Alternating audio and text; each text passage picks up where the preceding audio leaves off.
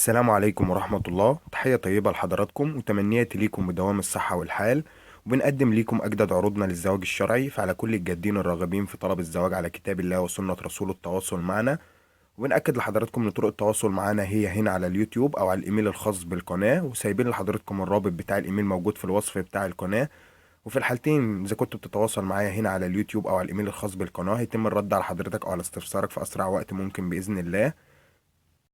واحب اقول لحضرتك او حضرتك لو انتوا بتشوفوني لاول مره ومهتمين بالنوع ده من الفيديوهات وعروض الزواج، يبقى اشترك في القناه وفعل زر الجرس على الكل علشان يصلك كل جديد من عروضنا اللي احنا بنعرضها باستمرار، علشان نقدر نساعدك باذن الله او نساعد حضرتك في ايجاد الشخص المناسب ليكم. وباكد ليكم ان احنا بنقدم هذه الخدمه مجانا لوجه الله فقط وبدون اي مقابل مادي. فربنا يقدرنا ان احنا نقدر نساعد الناس كلها ونكون عند حسن ظن الجميع ان شاء الله.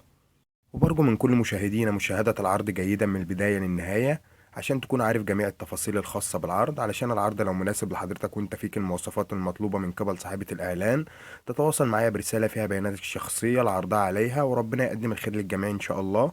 وعلشان ما أطولش على حضراتكم نبدأ عرض النهاردة ونخش في التفاصيل.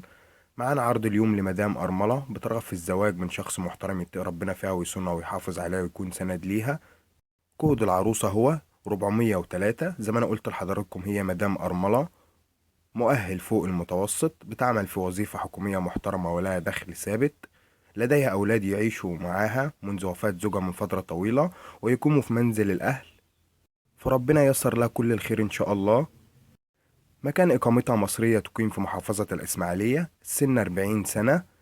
وفي ملحوظة هامة جدا، هي لا تقبل التعدد نهائيا لظروف خاصة بها، يعني يا ريت لو تواصل معايا من حضراتكم بخصوص العرض ده علشان أقدر أساعده ما يكونش بيدور على زوجة تانية. وقبل ما اقول لحضراتكم مواصفات الزوج اللي هي بترغب بالارتباط به، بحب افكر حضراتكم يا ريت ان انتم ما تنسوش تدعمونا بلايك وشير للفيديو تشجيعا ودعما منكم لنا، علشان نقدر نستمر في نشر المزيد والمزيد من عروضنا، علشان نقدر نساعد كل الناس الجادة في ايجاد شريكة العمر او شريك العمر المناسب ليهم. وبحب اشكر كل الناس اللي بتتواصل معانا وبتتفاعل معانا على فيديوهاتنا. وبقول لحضراتكم ان احنا مستمرين بيكم وبدعمكم، يا رب نكون عند حسن ظن حضراتكم باذن الله.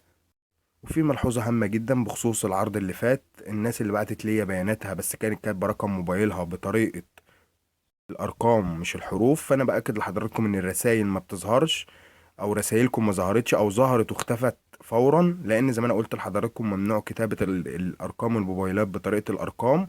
وقلت شرحت لحضراتكم قبل كده كذا مرة إن رقم الموبايل يتكتب إزاي عشان يظهر مع الرسالة ويظهر مع البيانات. وهي طريقة سهلة جدا، بدل ما حضرتك تكتب أرقام اكتب طريقة، اكتب رقم تليفونك بس بالكتابة باللغة العربية وهو هيظهر إن شاء الله، وهيظهر مع بياناتك وهقدر أتواصل معاك إن شاء الله، أو صاحبة الإعلان هي اللي تتواصل معاك على حسب طريقة التواصل المتاحة للعرض. نرجع تاني ونكمل باقي تفاصيل العرض عشان ما نطولش على حضراتكم. ونقول مواصفات الزوج: يكون راجل محترم وعلى خلق، قريب جدا منها في السن، مطلق أو أرمل لأنها لا ترغب في التعداد نهائيا لظروف خاصة بها. يكون لديه دخل ثابت أو عمل ثابت أو موظف.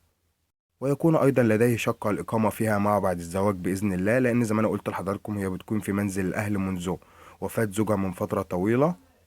وأيضا في ملحوظة هامة جدا، أولادها هيكونوا بيقوموا معاها لأن هي ما عندهاش أي استعداد إن هي تسيب أولادها، فربنا يقدم لها الشخص اللي يتقي ربنا فيها ويصونها ويحافظ عليها ويكون سند ليها. وأيضا من أهم شروطها إن هو يكون الزوج من داخل المحافظة اللي هي بتقيم فيها فقط، مش من خارجها.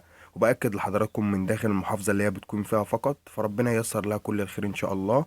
طريقة التواصل مع والدها وولي أمرها: فعلى من يجب بياناتها مناسبة ليه هو في المواصفات المطلوبة يتواصل معايا برسالة فيها بياناته الشخصية كاملة العرضها على ولي أمرها، وربنا يقدم الخير للجميع إن شاء الله. وبكده العرض ده بيكون خلص، لكن عروضنا لسه ما خلصتش، فتابعونا باستمرار. ومع زواج اونلاين هتلاقي الاحسن والافضل ليك معانا ان شاء الله. في النهاية تحياتي لحضراتكم جميعا.